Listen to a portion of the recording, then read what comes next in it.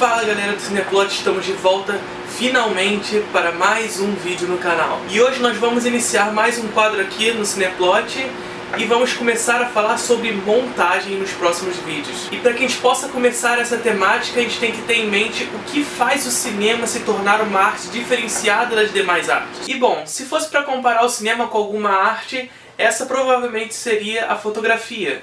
Afinal, o cinema é a fotografia em movimento. Mais especificamente, na maioria dos casos, 24 frames por segundo. É bem verdade também que o cinema se trata de uma síntese de todas as artes, mas por se tratar de imagem, ele se aproxima um pouco mais da fotografia. E o que seria esse frame que a gente acabou de falar? Porque se eu disse pra vocês que o cinema é composto de fotografias em movimento, nós temos que ter noção do que é esse frame. Bom, o frame nada mais é do que a menor das unidades cinematográficas. Se a gente for pensar no cinema de antigamente, a gente consegue enxergar isso menos no campo das ideias e mais na prática.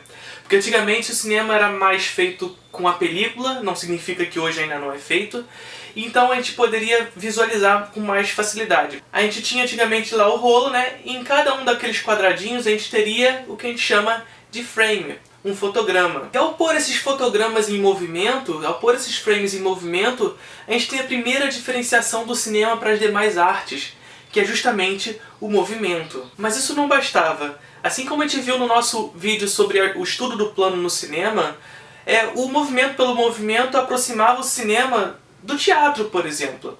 Apesar de a gente trabalhar com a fotografia em movimento, ou seja, já tem uma síntese da fotografia, a gente estava muito próximo do que era o teatro, por usar um plano estático onde as coisas aconteciam naquele palco. Então surge a preocupação em criar ritmo no movimento, a preocupação em articular o tempo através das imagens. E como que isso vai acontecer? E aí surge uma questão filosófica que a gente pode jogar aqui para vocês. Quando a gente pensa no cinema de rolo, e isso acontece também no digital, mas isso é menos visível, fica mais no campo das ideias, como a gente já discutiu aqui.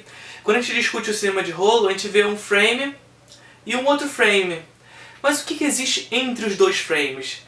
Aí está a questão do movimento, aí está a questão da articulação do tempo na imagem. Em uma película nós temos uma película, algo e outra película. O que há entre duas películas? Nós não costumamos pensar no que existe entre os dois fotogramas. E o que há entre esses dois fotogramas nada mais é do que o vazio, o silêncio do cinema.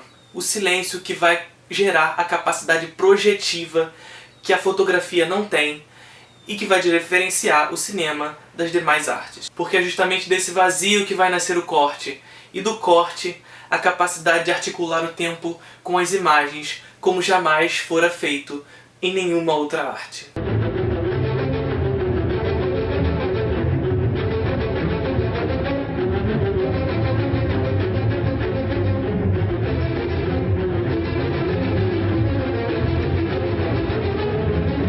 Ao articular o tempo com as imagens, o cinema cria essa capacidade projetiva, a capacidade de projetar o tempo, a capacidade de projetar o real, a realidade.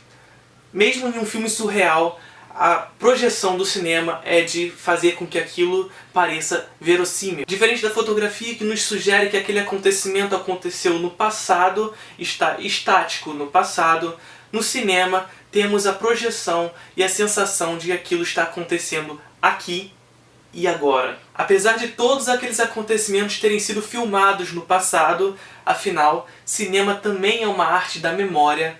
Nós temos a sensação de que aquilo está acontecendo nesse momento, na frente do espectador. E para finalizar, como uma primeira conclusão dessa nossa série de vídeos, um dos motivos que fazem com que o cinema se diferencie das demais artes, que se consolide como a sétima arte no século XX, é a sua capacidade projetiva proporcionada pelo vazio. Então é isso, galera. Espero que vocês tenham curtido mais esse vídeo aqui no nosso canal do YouTube.